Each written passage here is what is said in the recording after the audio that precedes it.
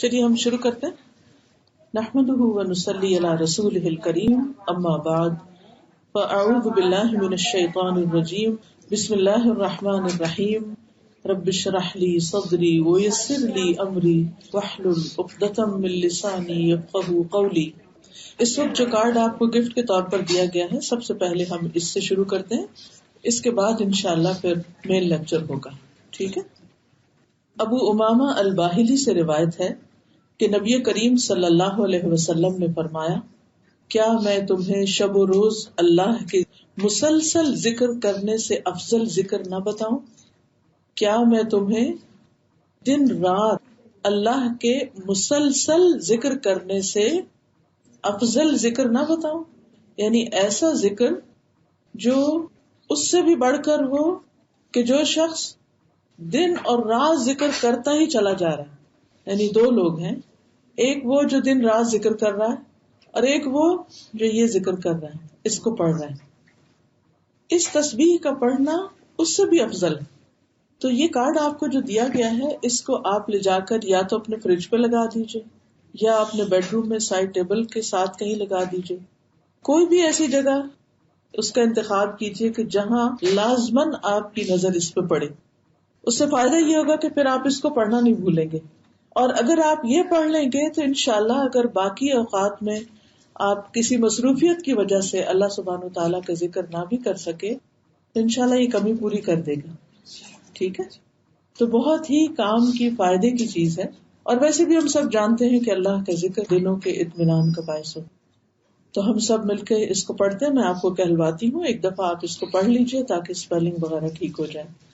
الحمد للہ عدد ما خلق، الحمد للہ عدد ما خلق، الحمد للہ ملء ما خلق، الحمد للہ ملء ما خلق، الحمد للہ عدد ما فی السماوات وما فی الارض، الحمد للہ عدد ما فی السماوات وما فی الارض، الحمد للہ عدد ما احصى کتابہ، الحمد للہ عدد ما احصى کتابہ، والحمد للہ علی ما احصى کتابہ، والحمد للہ علی ما احصى کتابہ، والحمد للہ عدد کل شیء، والحمد للہ عدد کل شیء، والحمد للہ ملء کل شیء، والحمد للہ ملء کل شیء.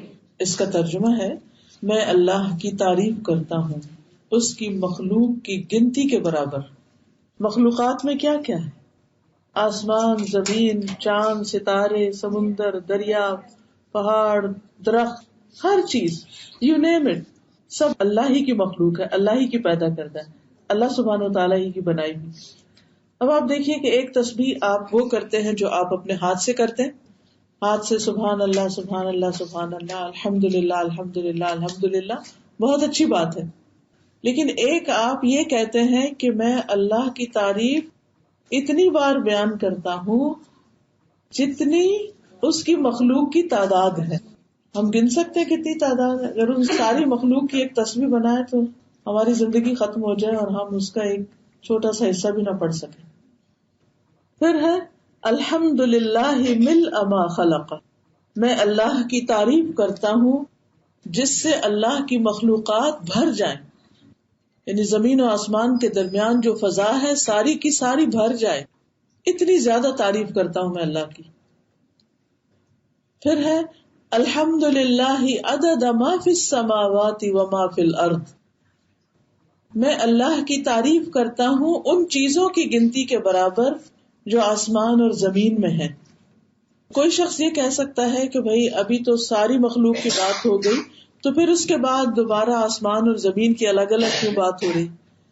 تو ایسا ہوتا ہے، کلام کا ایک اسلوب ہوتا ہے کہ کل کے بعد جز کی بات بھی ہوتی ہے، پھر اس کی تفصیل کی بات بھی ہوتی ہے.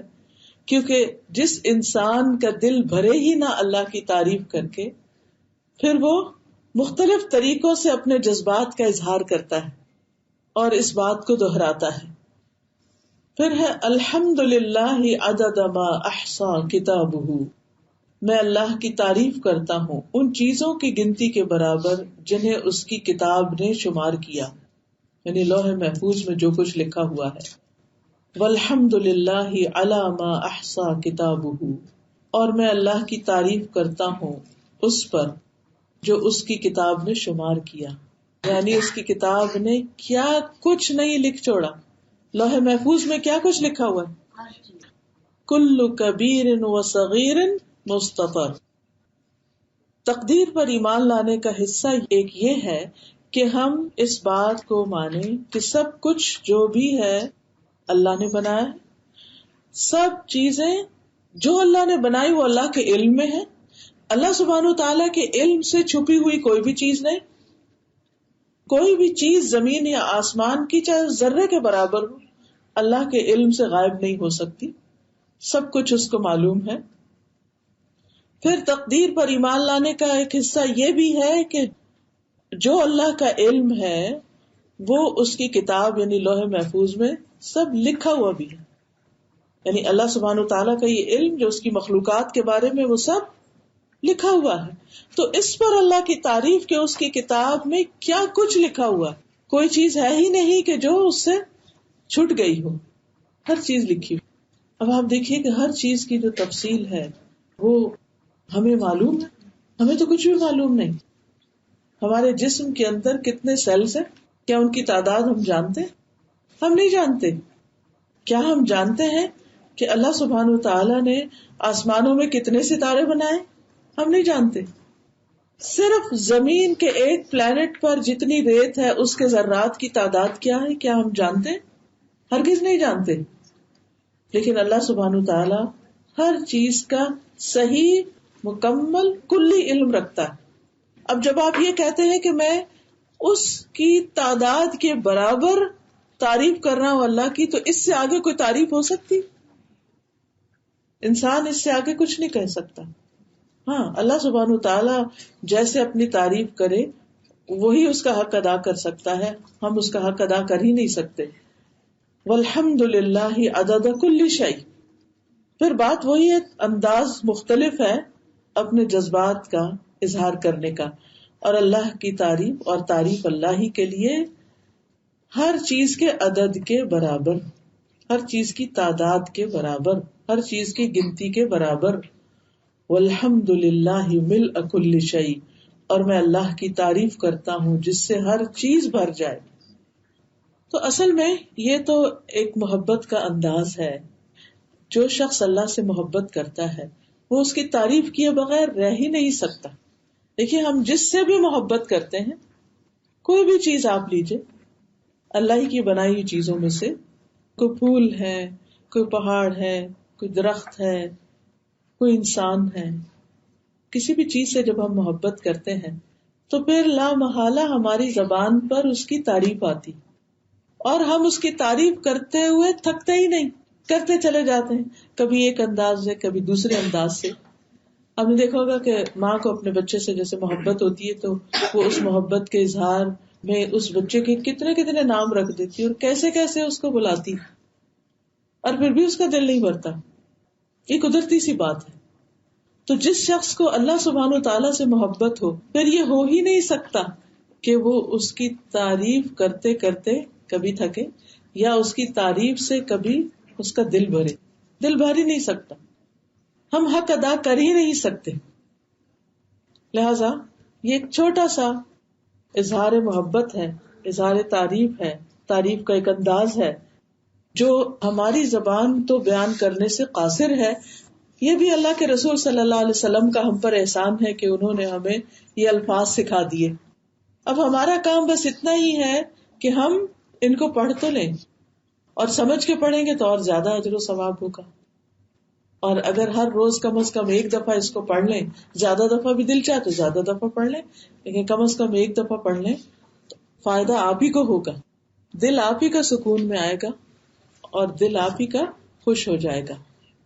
تو اس میں بخل نہ کیجیے گا، اللہ سبحانہ و تعالیٰ کی تعریف میں بخل نہ کریں. اور پھر ہم جب لوگوں کی تعریف کرتے رہتے ہیں تو بعض اوقات اللہ کی تعریف بھول جاتے ہیں، پیچھے چلی جاتے ہیں. کبھی اس کی بات، کبھی اس کی بات، کبھی اس کی بات. ہماری باتیں عام طور پر کیا ہوتی؟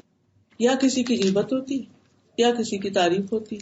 اللہ کا ذکر کم ہی کرتے ہیں. تو اس کمی کوتاہی کا ازالہ اسی طرح ہو سکتا ہے کہ ہم کم از کم ایسی دعائیں پڑھتے رہیں. ٹھیک ہے. پھر اب ہم سمجھ کے اس کو دوبارہ پڑھتے ہیں. الحمد للہ عدد ما خلق، الحمد للہ ملء ما خلق، الحمد للہ عدد ما فی السماوات وما فی الارض،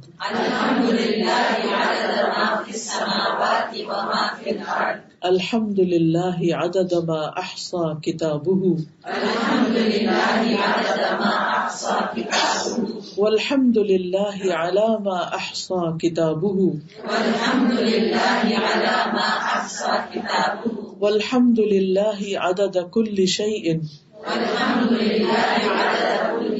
والحمد للہ ملء کل شیء.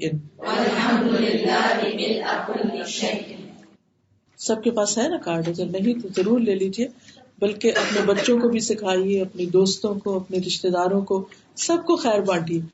اس کی وجہ یہ ہے کہ جب وہ بھی پڑھیں گے اس کو اور آگے سے آگے سکھائیں گے، بتائیں گے، تو جتنے لوگ بھی یہ کریں گے پھر اس کا سارا ثواب بھی آپ کو ملے گا. تو اپنے ثواب میں اضافہ کیجیے دوسروں کے ساتھ اس خیر کو بانٹ کر، اس کو شیئر کر کے. ٹھیک ہے. چلیے اب ہم مین لیکچر کی طرف آتے ہیں. اعوذ باللہ من الشیطان الرجیم، بسم اللہ الرحمن سے نجات. ٹھیک ہے انشاءاللہ. نحمده ونصلی علی رسولہ الکریم، اما بعد فاعوذ باللہ من الشیطان الرجیم، بسم اللہ الرحمن الرحیم. رب اشرح لی صدری ویسر لی امری واحلل عقدۃ من لسانی یفقہوا قولی. مشکلات سے نجات. ہم میں سے ہر شخص مشکلات سے نجات چاہتا ہے. وہ اپنی زندگی میں کوئی بھی مشکل دیکھنا نہیں چاہتا. مشکلات کیوں آتی ہیں؟ قرآن مجید میں اللہ سبحانہ وتعالیٰ فرماتے ہیں وَلَنَبْلُوَنَّكُمْ بِشَيْءٍ مِّنَ الْخَوْفِ وَالْجُوعِ وَنَقْصٍ مِّنَ الْأَمْوَالِ وَالْأَنفُسِ وَالثَّمَرَاتِ وَبَشِّرِ الصَّابِرِينَ الَّذِينَ إِذَا أَصَابَتْهُمْ مُصِيبَةٌ قَالُوا إِنَّا لِلَّهِ وَإِنَّا إِلَيْهِ رَاجِعُونَ أُولَئِكَ عَلَيْهِمْ صَلَوَاتٌ مِّن رَّبِّهِمْ وَرَحْمَةٌ وَأُولَئِكَ هُمُ الْمُهْتَدُونَ. اور یقیناً ہم تمہیں خوف اور بھوک اور مالوں اور جانوں اور پھلوں کی کمی میں سے کسی نہ کسی چیز کے ساتھ ضرور آزمائیں گے. یہ اللہ سبحانہ وتعالیٰ نے پہلے ہی بتا دیا کہ ہم تمہیں آزمائش میں ڈالیں گے، ہم مشکل میں ڈالیں گے. اور یہ مشکلات مختلف طرح کی ہو سکتی. کبھی خوف کی شکل میں، خوف بھی مختلف چیزوں کا ہوتا ہے. سب سے زیادہ تو مستقبل کا خوف ہوتا ہے کہ کل کیا ہوگا جسے ہم نے دیکھا ہی نہیں. بھوک، مالوں اور جانوں اور پھلوں کی کمی، پیداوار کی کمی. کبھی یہ سب کچھ ہوتا ہے، خریدنے کی طاقت نہیں ہوتی، اور کبھی آپ خریدنا چاہتے ہیں تو چیزیں میسر نہیں ہوتی. اور صبر کرنے والوں کو خوشخبری دے دو. وہ لوگ کہ انہیں کوئی مصیبت پہنچتی ہے تو کہتے ہیں بے شک ہم اللہ کے لیے ہیں، بے شک ہم اللہ کے لیے ہیں. یعنی مصیبت آنے پر اللہ سے ناراض نہیں ہوتے، بلکہ کیا کہتے ہیں؟ ہم اللہ کے لیے. کیا مطلب ہے اس بات کا کہ ہم اللہ کے لیے؟ کہ ہماری زندگی، ہماری موت، ہمارا جینا، ہمارا مرنا، ہماری نماز، ہماری قربانی، ہماری ہر چیز اللہ ہی کی ہے. سب کچھ اللہ کا. یعنی ہمیں جو کچھ بھی ملا ہے وہ ہمارا حق نہیں تھا، وہ اس کا فضل تھا، اس نے ہمیں عطا کیا. اگر اس میں سے وہ کچھ لے لیتا ہے تو ہمیں اس پر کوئی ناراضگی نہیں. دکھ اور تکلیف تو قدرتی بات ہے. کسی بھی نعمت کے جانے یا اس میں کمی ہونے یا اس کا نقصان ہونے سے تکلیف تو ہوتی ہے انسان کو. لیکن مومن کا شیوا کیا ہوتا ہے؟ مومن کا طریقہ کیا ہوتا ہے؟ مومن کیا کرتا ہے؟ وہ کہتا ہے کہ یہ سب کچھ تو اللہ ہی کے لیے. اور پھر وَإِنَّا إِلَيْهِ رَاجِعُونَ، اور بے شک ہم اسی کی طرف لوٹنے والے. اگر کوئی چیز اس نے ہمیں دی اور ہم سے لے لی تو ہم تو خود بھی ایک دن جانے والے ہیں. یہ وہ لوگ ہیں جن پر ان کے رب کی طرف سے کئی مہربانیاں اور بڑی رحمت ہے. گویا مومن پر جب مشکل آتی ہے تو اس کا رویہ مختلف ہوتا ہے.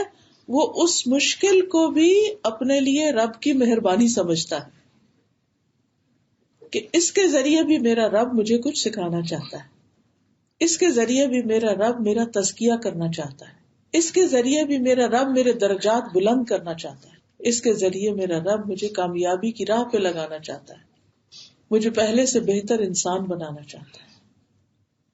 کیونکہ مشکلات سے نکل کر انسان جس طرح نکھرتا ہے اور جس طریقے سے وہ گرو کرتا ہے وہ اس کے بغیر کر ہی نہیں سکتا. مشکلات کی بھٹی کھرے کھوٹے کو الگ کر دیتی ہے, ہمارے اپنے اندر کے کھرے کھوٹے کو بھی اور لوگوں کے کھرے کھوٹے کو بھی, کہ کون ہمارا ہے, کون ہمارے لیے مخلص ہے اور کون ہمارے لیے اخلاص نہیں رکھتا, کون ہمارا دوست ہے, کون ہمارا دشمن ہے. یہ اچھے حالات میں نہیں پتا چلتا, کیونکہ اچھے حالات میں تو اچھے برے سبھی لوگ ساتھ ہوتے ہیں, لیکن مشکل حالات میں صرف وہی ساتھ ہوتا ہے جو صحیح معنوں میں آپ کا دوست ہوتا ہے. تو اللہ تعالیٰ فرماتے ہیں کہ یہ وہ لوگ ہیں جن پر رب کی طرف سے بڑی مہربانیاں ہیں. ابھی تو مشکلات آئی تھی اور رب ان کو مہربانیاں کہہ رہا. ہاں, مشکل بھی مہربانی ہی ہوتی ہے, وہ بھی اس کی محبت ہی کا ایک انداز ہوتا ہے, اور جس سے وہ جتنی زیادہ محبت کرتا ہے اس کو اتنی ہی بڑی مشکل میں ڈالتا ہے, کیونکہ اس کے درجے وہ اتنے ہی زیادہ بلند کرنا چاہتا ہے. سب سے بڑھ کر سب سے زیادہ مشکلات کس پر آئیں؟ انبیاء پر آئیں. کیا وہ اللہ کے محبوب نہ تھے؟ وہ اللہ کے قریب نہ تھے. اس کے باوجود اللہ سبحانہ وتعالیٰ نے ان کے درجات کی بلندی کے لیے ان کو مشکل میں ڈالا, اور پھر فرمایا یہی لوگ ہدایت پانے والے ہیں کہ جو مشکلات کا مقابلہ صحیح معنی میں کرنا جانتے ہیں. اور یہاں مشکلات کا مقابلہ کرنے کا طریقہ بتا دیا گیا ہے کہ انا للہ و انا الیہ راجعون. اب اس آیت کی روشنی میں دیکھیے کہ کیا واقعی ہم مشکل کو اپنے لیے رب کی مہربانی سمجھتے یا صرف نعمت کو ہی مہربانی سمجھتے؟ صرف نعمت پا کر ہی ہم رب سے راضی ہوتے ہیں یا تکلیف دہ حالات میں, مشکل حالات میں بھی ہم رب سے راضی رہتے؟ کیونکہ مشکل کے بعد جو شخص اللہ کی رضا پہ راضی ہو جاتا ہے, وَمَن يُؤْمِن بِاللَّهِ يَهْدِ قَلْبَهُ, اللہ اس کے دل کو ہدایت دے دیتا ہے, اس کو راہ دکھا دیتا ہے. وَأُولَٰئِكَ هُمُ الْمُهْتَدُونَ, ایسے ہی لوگ ہدایت پا جاتے ہیں. مشکلات کا آنا اللہ سبحانہ تعالیٰ کے اذن سے ہوتا ہے, اور یہ اللہ کی سنت ہے, اللہ کا طریقہ ہے, اللہ کا فیصلہ ہے کہ دنیا میں انسانوں پر مختلف طرح کی آزمائشیں اور تکلیفیں آئیں گی. یعنی ایسا تو ہوگا ہی. جب انسان کو پہلے سے ہی پتا ہوتا ہے تو پھر وہ اپنے آپ کو اس کے مقابلے کے لیے تیار کرتا رہتا ہے. جیسے آج کل ٹھنڈی ہوا چل پڑی ہے تو اس سے آپ کو کیا پیغام مل رہا ہے کہ سردی آ رہی ہے, سویٹر نکال لیں, تیار ہو جائیں اس کے مقابلے کے لیے. اور جو لوگ تیاری کر لیتے ہیں ان کے لیے کیا ہوتا ہے؟ مشکل وقت گزارنا آسان ہو جاتا ہے. اور جو تیاری نہیں کرتے پھر وہ روتے رہتے ہیں, وہ سردی کرتے رہتے ہیں, بیمار بھی پڑ جاتے ہیں, لیکن حاصل کچھ نہیں ہوتا. تو قرآن مجید میں اللہ سبحانہ تعالیٰ نے یہ بتا کر ہم پر بڑی رحمت کی ہے کہ ہمیں بتا دیا گیا کہ آپ کو مشکلات کے لیے تیار رہنا ہے, اس کے مقابلے کے لیے اسٹیمنا بلڈ کرنا ہے, اپنے ایمان کو مضبوط کرنا ہے, اللہ سبحانہ تعالیٰ پر اپنا توکل بڑھانا ہے, اس کی طرف رجوع کرنا ہے, کیونکہ حل بھی اسی کے پاس ہے, درجات بھی اسی کے پاس ہے, اور اس وقت میں رہنمائی بھی صحیح اسی سے مل سکتی ہے. سورۃ الانبیاء 35 میں اللہ تعالیٰ فرماتے ہیں کل نفس ذائقۃ الموت ونبلوکم بالشر والخیر فتنہ والینا ترجعون. ہر جاندار کو موت کا مزہ چکھنا ہے, ہر کھلا ہوا پھول ایک دن مرجھا کے رہے گا, سرسبز پتوں پر ایک دن خزاں آ ہی جاتی ہے اور وہ گر جاتے ہیں اور ختم ہو جاتے ہیں. یہ ہمارے لیے عبرت کے نشان, یاد دہانی کا ذریعہ. یہ گرتے پتے ہمیں یاد دلاتے ہیں کہ ایک دن ہمارے گرنے کا بھی وقت آ جائے گا, اور جب تک دنیا میں ہے تو وَنَبْلُوكُمْ بِالشَّرِّ وَالْخَيْرِ، خیر اور شر دونوں چیزوں سے ہم تمہاری آزمائش کرتے رہیں گے، امتحان لیتے رہیں گے کہ تم اچھے حال میں رب کو کتنا یاد رکھتے ہو اور مشکل وقت میں اس کو کتنا یاد رکھتے ہو۔ وَإِلَيْنَا تُرْجَعُونَ، اور ہماری طرف ہی تم لوٹائے جاؤ گے، مرنے کے بعد واپسی ہماری ہی طرف۔ اس کا مطلب کیا ہے؟ اس کا مطلب یہ ہے کہ جب تم ہمارے پاس آؤ گے تو پھر ہم تمہیں اس پر جزا یا سزا دیں گے کہ تم نے ان حالات میں کیا کیا۔ حالات کیسے بھی ہوں، ہم سب کو مسلسل اپنا محاسبہ کرتے رہنا چاہیے، اپنا جائزہ لیتے رہنا چاہیے کہ آج کے اس دن اس وقت میں میرا طرز عمل کیا ہے۔ اگر میں اس وقت اللہ کے گھر میں بیٹھی ہوں، ایک مسجد میں بیٹھی ہوں، علم کی ایک مجلس میں بیٹھی ہوں، تو اس وقت میرا دل کہاں ہے، میرا طرز عمل کیا ہے، میں اس سے کتنا فائدہ اٹھا رہی ہوں، میں یہاں سے کیا سمیٹ رہی ہوں، اس نعمت پر اللہ کی کتنی شکر گزار ہوں۔ اور اگر گھر میں جا کر کچھ کام کی زیادتی ہو جائے، آپ تھک جائیں، مشکل پیش آ جائے، تو اس وقت بھی آپ کا جائزہ لیا جا رہا ہے، آپ ایک امتحان میں ہیں کہ اب آپ کا طرز عمل کیا ہے، اب اس وقت میں آپ کیا بولتے ہیں، کیا کہتے ہیں، اب آپ کے اخلاق کا مقام یا اخلاق کا لیول کیا ہے، آپ کس طرح بہیو کر رہے ہیں اپنے بچوں کے ساتھ، بڑوں کے ساتھ، اپنے کام کے ساتھ، ایون اس بے جان مخلوق کے ساتھ کہ جس کو ہم بعض اوقات غصے میں آ کے، تھکاوٹ میں آ کے پٹخاتے رہتے ہیں اور ابیوز کرتے ہیں، تو یہ بھی دراصل ایک امتحان ہے۔ ہر دن میں یہ دونوں طرح کی کیفیات ہم پر آتی ہے۔ ضرورت اس بات کی ہے کہ ہم اپنا جائزہ لیتے رہیں کہ ہم کہاں کھڑے ہیں، کیونکہ یہ تو اللہ تعالیٰ کی طرف سے طے شدہ بات ہے کہ مشکلات آئیں گی، کیونکہ ما اصاب من مصیبت فی الارض ولا فی انفسکم الا فی کتاب من قبل ان نبرأها ان ذلک علی اللہ یسیر لکی لا تأسوا علی ما فاتکم ولا تفرحوا بما آتاکم۔ کوئی بھی مصیبت جو زمین میں آتی یا خود تمہارے نفسوں کو پہنچتی، یعنی باہر کا طوفان ہو یا اندر کا طوفان ہو، وہ پیدا کرنے سے پہلے ہی ایک کتاب میں لکھی ہوئی، یعنی کچھ چیزیں اللہ تعالیٰ کی طرف سے طے شدہ ہیں کہ یہ ضرور ہو کر رہے گی۔ مثلا ہماری زندگی میں جو جو واقعات اور حادثات پیش آئے ہیں آج تک، وہ طے شدہ تھے کہ اس شخص کو اس اور اس امتحان اور سچویشن سے گزارا جائے گا، یہ دیکھنے کے لیے کہ یہ اس میں کرتا کیا ہے، کیونکہ آخرت میں اللہ تعالیٰ نے ایک بہت بڑا انعام تیار کر کے رکھا ہوا ہے جنت کی شکل میں، تو اس انعام کو پانے کے لیے مختلف امتحانات سے گزرنا ہے، اور اس سے بچ کوئی بھی نہیں سکتا۔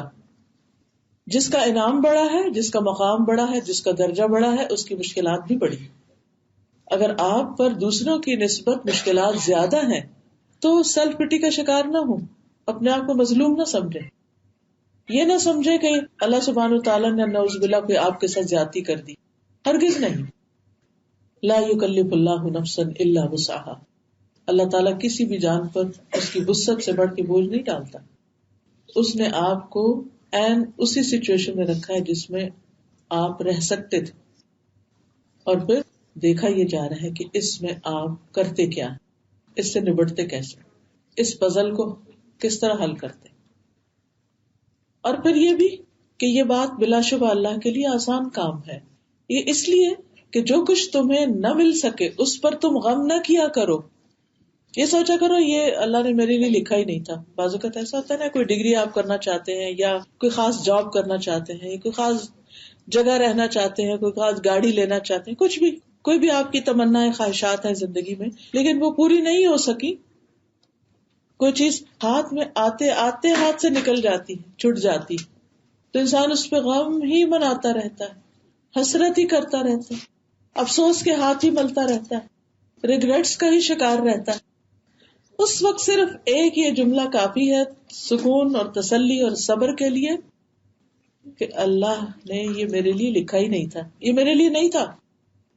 بعض اوقات ایسا ہوتا ہے نا، کوئی خاص جگہ ہوتی ہے جہاں ہم اپنے بچے کا رشتہ کرنا چاہتے ہیں، لیکن ہم سے پہلے کوئی اور وہاں پہنچ چکا ہوتا ہے، بات نہیں ہوتی، تو پھر اس پر افسوس اور غم اور پریشانی کی ضرورت نہیں۔ اگر اللہ کو منظور ہوتا اور وہ آپ کی قسمت میں خاص چیز ہوتی تو آپ کو مل جاتی. آپ نے کوشش کی لیکن کوشش کے باوجود آپ کو نہیں ملی تو وہ دراصل آپ کے لیے تھی نہیں. اب کسی اور کو اگر مل گئی تو اس پر بھی آپ کو حسد کی، ناراضگی کی، غصے کی ضرورت نہیں، بلکہ اس کو اللہ کا فیصلہ سمجھ کر اس پر راضی ہو، خوش ہوں کہ یہ اللہ سبحانہ تعالیٰ نے چیز فلاں کے لیے رکھی تھی، اللہ اس کو نصیب کرے، اور دل سے اس کو مبارک دے اور خوشی کا اظہار کرے. اب دیکھیے کہ کس قدر افسوس کی بات ہے کہ بعض اوقات خاندانوں کے اندر طویل ناراضگیاں ہو جاتی ہیں بعض فیصلوں پر، کہ میں نے تو یہ سوچا تھا کہ اس بچے کا رشتہ میں لوں گی اور آپ نے تو ہم سے پوچھا ہی نہیں، مشورہ ہی نہیں کیا، آپ نے تو بالا بالا ہی فیصلہ کر لیا. اور پھر ہم ہو کے بھرتے رہتے ہیں. آپ کو کیا معلوم وہ چیز آپ کے لیے اچھی تھی یا نہیں تھی. بعضوں کا دور کے ڈھول سہانے کچھ چیزیں دیکھنے میں بڑی خوبصورت لگتی ہیں، ہمیں یوں لگتا ہے کہ جیسے یہ ہمارے لیے بہت فٹ ہیں، لیکن جب وہ ہم ہاتھ میں اٹھاتے ہیں تو پتہ چلتا ہے کہ نہیں.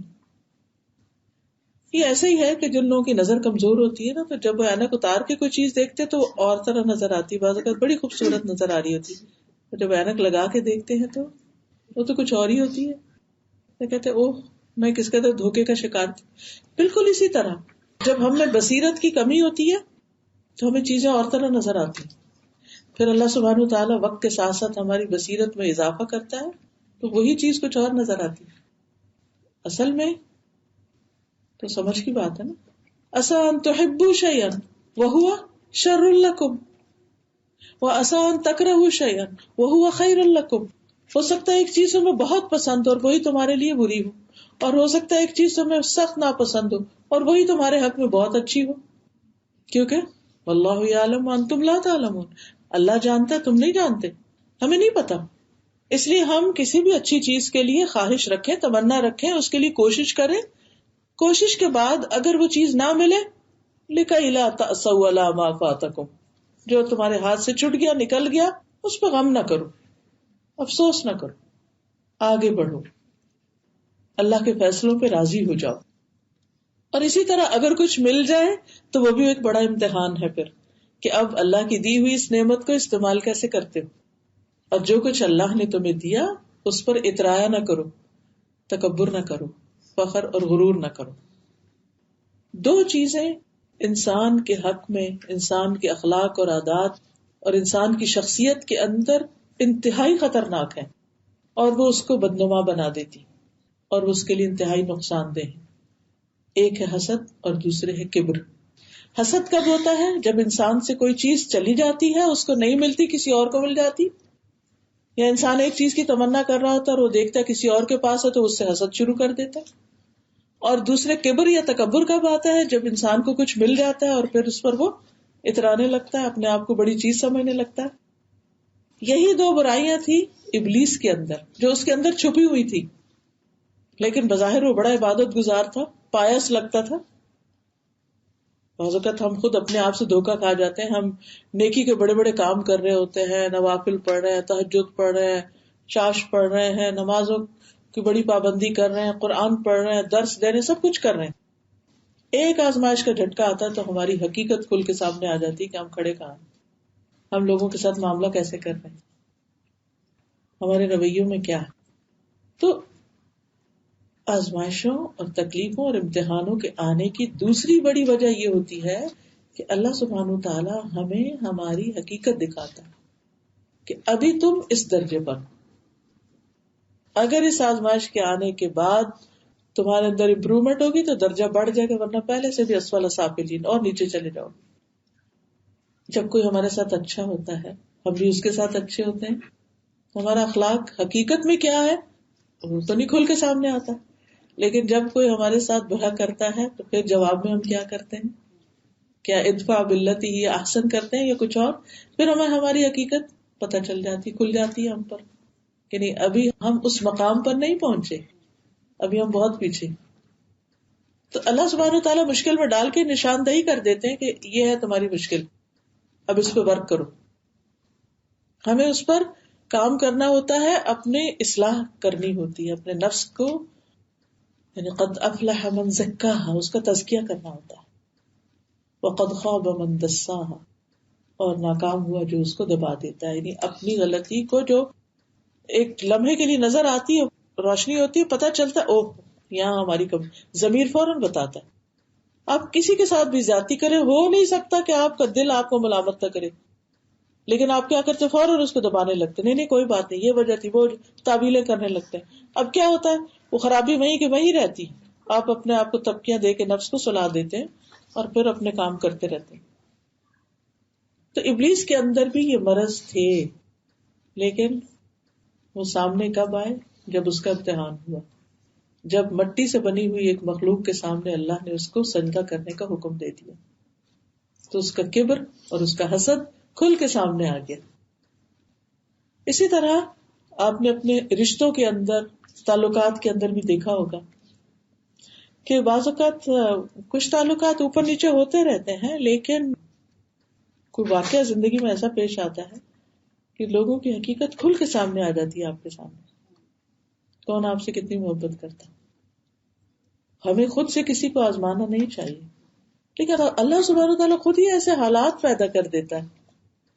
تو ایسے میں ہمیں بھی ایک جھٹکا ملتا ہے کہ بندوں پہ توکل نہ کرو, بندوں پہ بھروسہ نہ کرو, اللہ پہ بھروسہ کرو.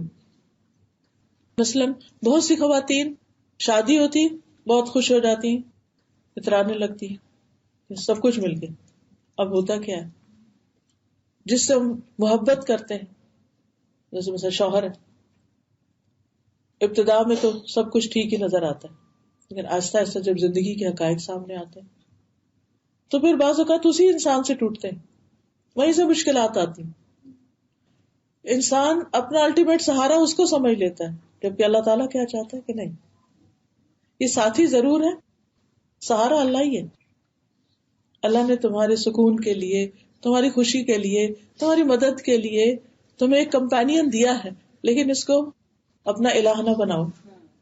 بچے بڑے ہو جاتے ہیں, کمانے لگتے ہیں, ہم ان پہ ڈیپینڈ کرنے لگتے, بڑے خوش ہو جاتے ہیں کہ اب مسئلہ حل ہو گیا, وہ آگے چل پڑتے ہیں, پھر انہیں پتہ چلتا نہیں سہارا اللہ ہی ہے, رازق اللہ ہی ہے.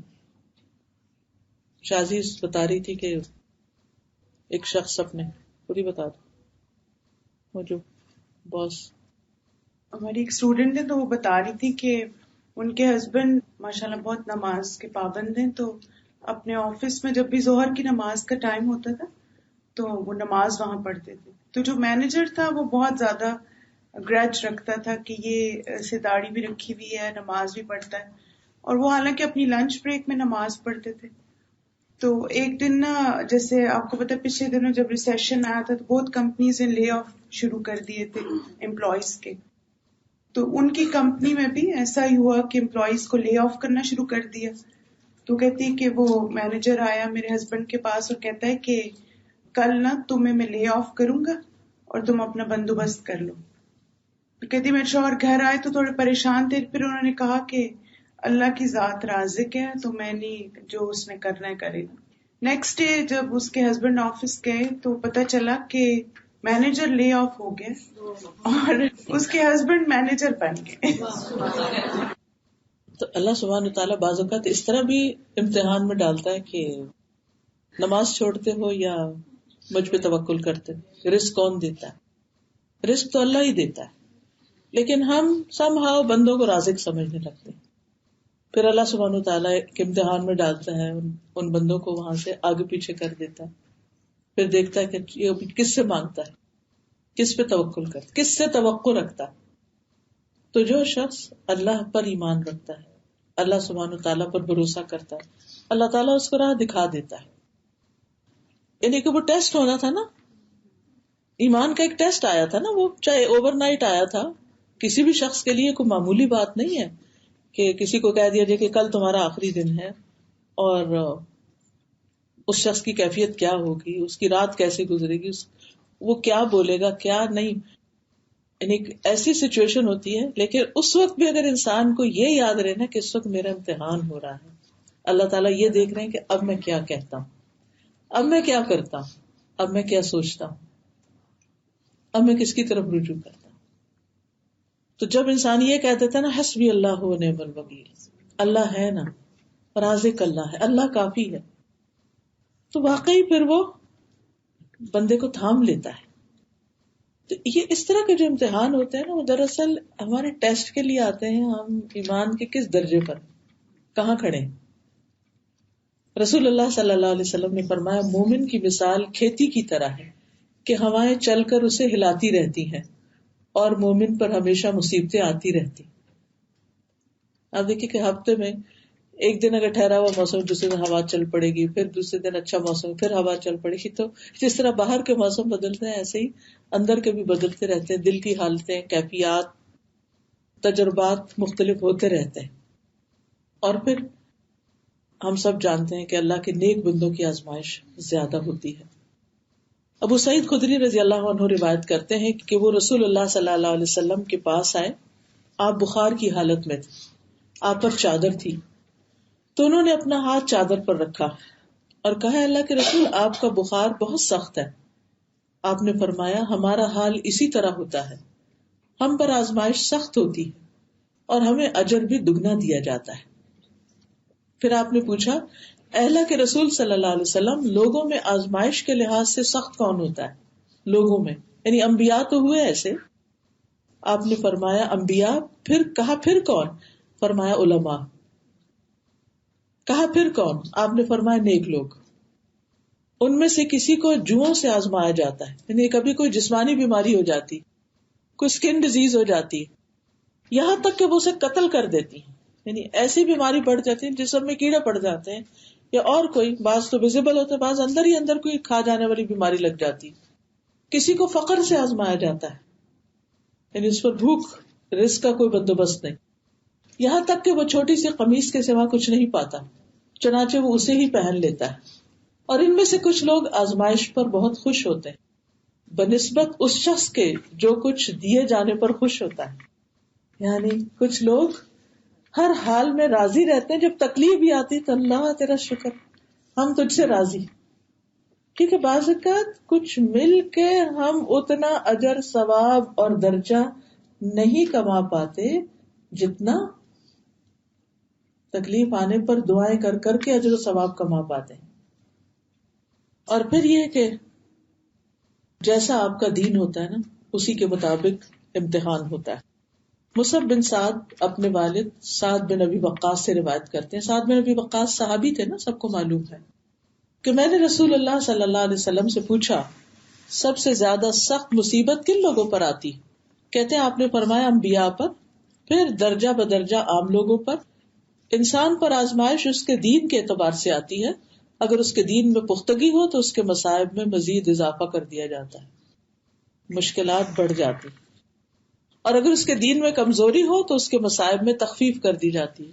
اور انسان پر مسلسل مصائب یعنی تکلیفیں آتی رہتی ہیں یہاں تک کہ وہ زمین پر چلتا ہے کہ اس پر کوئی گناہ نہیں ہوتا، گناہوں سے بالکل پاک صاف ہو چکا ہوتا ہے. کبھی بیماری آ گئی، کبھی کسی انسان کی طرف سے کوئی آزمائش آ گئی، کبھی کسی طرح کبھی کسی طرح،